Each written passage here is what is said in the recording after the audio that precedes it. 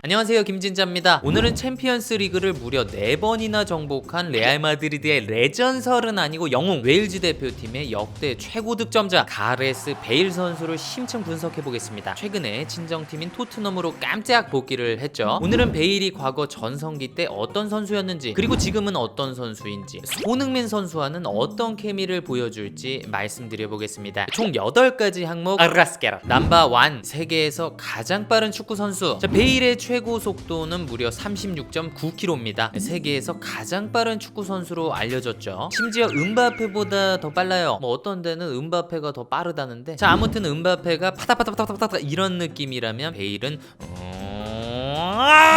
이런 느낌입니다. 다리가 원체 길어가지고 보폭이 엄청 넓죠. 저 종아리랑 허벅지 보세요. 근육이 엄청납니다. 그러다 보니까 지면을 차고 나가는 힘이 정말 좋죠. 통통 튀어요, 치타같이. 또 베일이 달릴 때 보면 팔을 아주 야무지게 잘 칩니다. 팔을 팍팍 흔들면 그만큼 다리 움직임도 빨라지죠. 저 대학교 육상 시간 때 배운 거예요. 못 믿으시겠으면 팔을 묶고 한번 뛰어보세요. 확 느껴질 거야. 자, 그런데 보통 선수들의 팔꿈치가 요 정도까지 올라온다고 하면 베일은 아주 여기까지 올려서 팍 흔들어 줍니다. 팔꿈치 각도 저 샤프한 거 봐봐. 넘버 2, 드리블 돌파. 자, 이른바 치달, 치고 달리는 드리블은 역시 카카 베일이죠. 사이드든 중앙이든 넓은 공간이 펼쳐져 있다? 그럼 그 누구도 베일을 따라갈 수 없습니다. 역대급 명장면이 워낙 많아요. 자, 하지만 베일이 치달만 잘하는 건 아닙니다. 속도가 붙지 않은 상태에서의 드리블도 좋아요. 그렇다고 뭐 메시, 네이마르 같이 남미 스타일은 아니야. 남미 선수들은 상대 수비가 발 내미는 거 기다렸다가 화려한 기술로 제껴버리지만 베일은 보다 직관적입니다. 큼직한 방향 전환 그리고 속도 변화를 통해서 아주 시원시원하게 돌파를 하죠. 그러니까 메시가 야 뺏어봐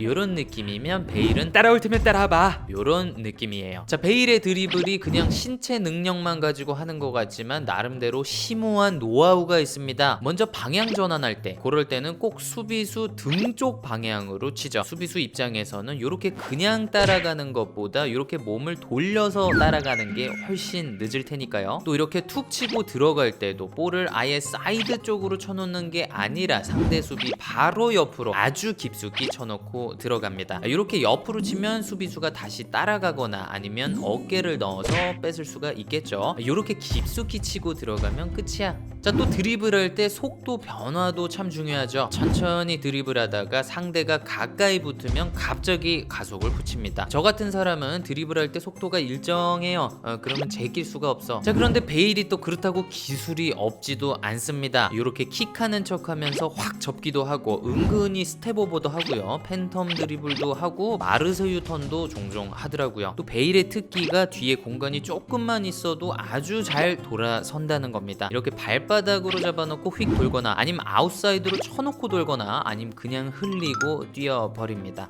저는 이렇게 흘리고 뛰어가는 거 이거 너무 좋더라고. 청량감이 시원시원해. 넘버 3, 휘니시. 자, 베일은 토트넘에서 56골 그리고 레알에서 무려 105골을 넣었습니다. 결정력이 엄청나죠. 윙포워드 자리에 있다가 박스 안으로 침투하면서 마무리하는 능력이 정말 좋아요. 이렇게 몸도 크고 힘도 좋아서 마무리가 투박할 것 같지만 그렇지가 않습니다. 아주 섬세해요. 탭인, 즉 이렇게 골대 앞에서 쓱 밀어 넣을 때 힘을 정말 잘 뺍니다. 골대 앞에서는 세게 차면 안 돼요. 스털링. 베일이 이렇게 왼쪽 측면에서 슈팅할 때 인사이드로 감아서 땅볼로 때리거든요. 이게 욜로 밀어 넣을 것처럼 하다가 발목 싹 꺾어서 차버리는 약간 페인팅이 들어간 건데 또 이 스핀의 방향이 재밌습니다. 이게 인사이드로 감아서 이렇게 굴러가다 보니까 골대 정중앙을 맞는다. 그럼 골대 안으로 싹 들어가 버려요. 반대로 아웃사이드로 감으면 밖으로 튀어나올 확률이 조금 크죠. 물론 정확한 조준이 가장 중요합니다만 정말 정중앙에 맞는다고 했을 때는 이 스핀이 유리할 수 있다는 거. 자, 또 베일은 발리슛 장인입니다. 이 발리슛이 굉장히 쉬워 보이지만 절대 그렇지가 않죠. 꼭 발리 잘 넣는 선수들이 또 따로 있다니까요. 발리슛 관련해서는 나중에 한번 다뤄보겠습니다.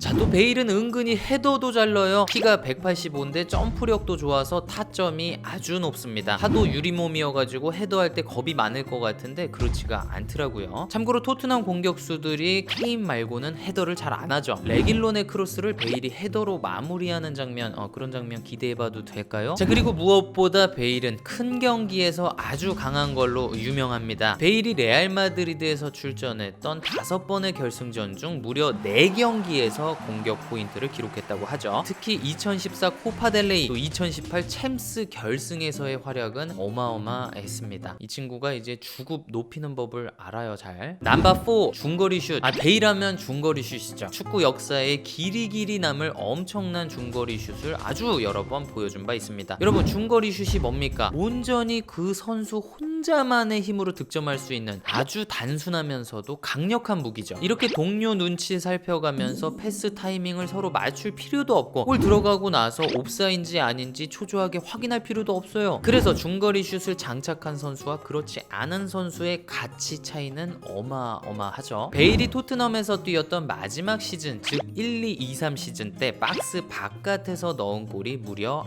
9골이었습니다. 이게 프리미어리그 단일 시즌 중거리 슛 1등 기록이에요. 쩔죠? 베일의 중거리 슛 패턴은 주로 오른쪽에서 안쪽으로 들어오면서 감아 차는 겁니다. 그런데 감차 말고 이렇게 니어 포스트 쪽으로 낮게 때려서 골키퍼 역동작 걸리게 할 때도 있죠. 이때 수비수 다리 사이를 일부러 노리는 거는 제가 많이 말씀드렸죠. 자, 베일이 중거리를 잘 때리는 이유는 무엇보다 하체 힘이 오지기 때문입니다. 특히 정강이 옆에 요 전경골근하고 발목 힘이 지리겠죠. 베일의 발목 힘이 엄청나다는 걸 알 수 있는 게 또 아웃사이드 크로스예요. 이 아웃사이드 킥을 포르투갈어로는 트리벨라라고 하는데 콰레스마, 모드리치 이런 선수들이 참 자주 차죠. 요 선수들의 공통점은 발목 힘이 오진다는 거예요. 진다 차는 거 보세요. 저 발목 힘이 가엽다 가여워. 자, 이렇게 중거리 슛이 좋은 베일이 토트넘에 왔다. 상상만 해도 즐겁습니다. 손흥민, 케인, 베일 셋 다 중거리가 장착이 돼 있으니까 상대 수비들이 긴장을 늦출 수가 없을 거예요. 베일이 때리는 척하고 수비 붙으면 옆에 주고, 그러면 공간 나니까 다른 선수가 때리고. 맞다, 근데 베일한테 조금 문제가 있더라고요. 지난 2시즌 동안 중거리 슛을 45번을 때렸는데 하나를 못 넣었대.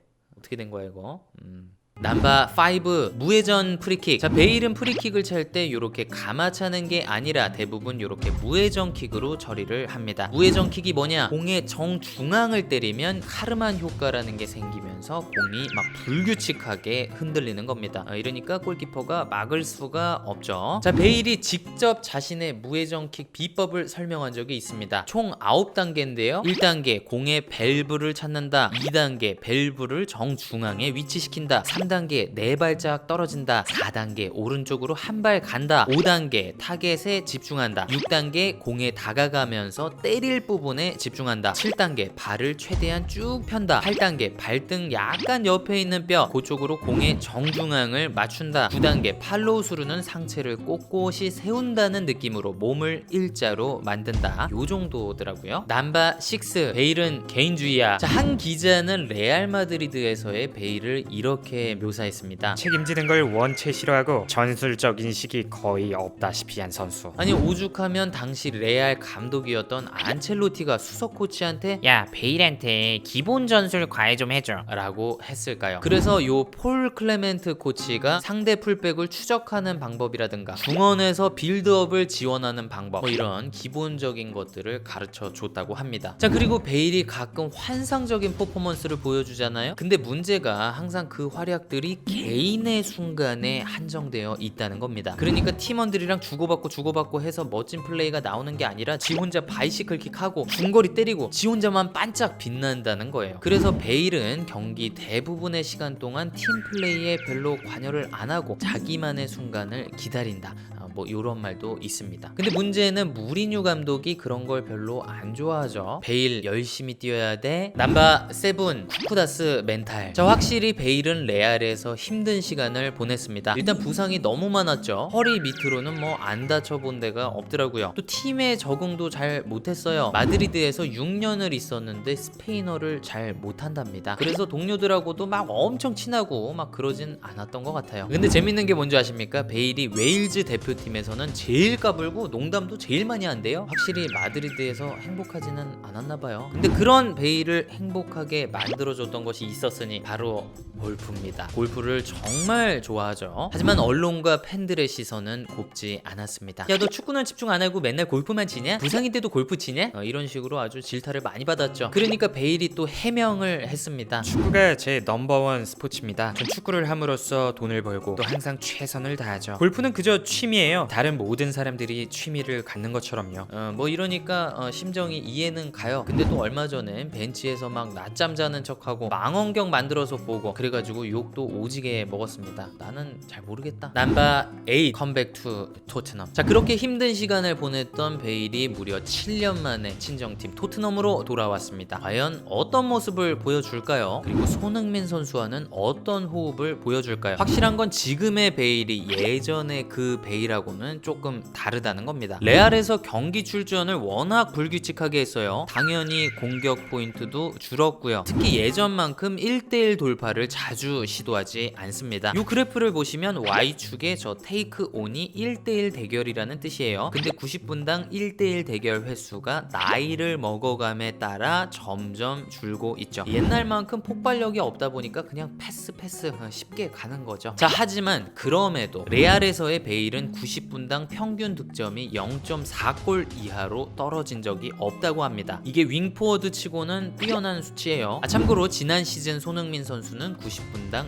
0.55골이었습니다. 자, 베일이 토트넘에서 뛴다면 당연히 오른쪽 윙포워드로 뛸 가능성이 높습니다. 아시다시피 토트넘은 주로 역습을 많이 하죠. 역습 시에 케인이 폴스 나인처럼 받으러 내려가고 손흥민 그리고 베일이 뒷공간으로 동시에 뛰면 상상만 해도 행복해. 확실히 무리뉴 감독이 가장 중요하게 생각하는 트랜지션 순간, 즉 수비하다가 공을 뺏는 그 순간에 베일이 에너지를 더해줄 수 있을 겁니다. 자, 그리고 베일이 오른쪽에서 볼을 잡고 주발인 왼발로 이렇게 꺾어가지고 쏜 선수한테 침투 패스를 해주는 이런 패턴도 가능하겠죠. 또 오른쪽 풀백인 도어티와의 조합도 기대가 돼요. 베일이 안쪽으로 들어가다가 오버랩 또는 도어티한테 패스 그리고 정확한 크로스, 아니면 그냥 여기에서 언더랩하는 도어티한테 쭉 줘가지고 컷백 하거나.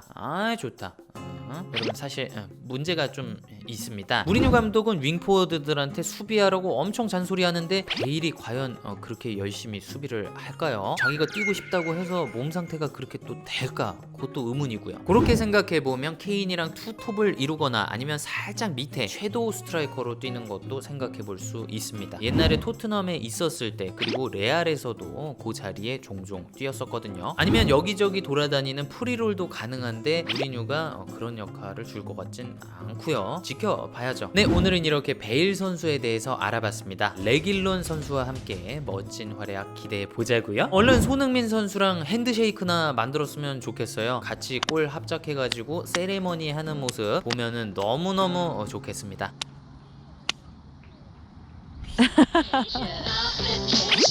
준비 시작. 너무 차이 나는데? 좋아.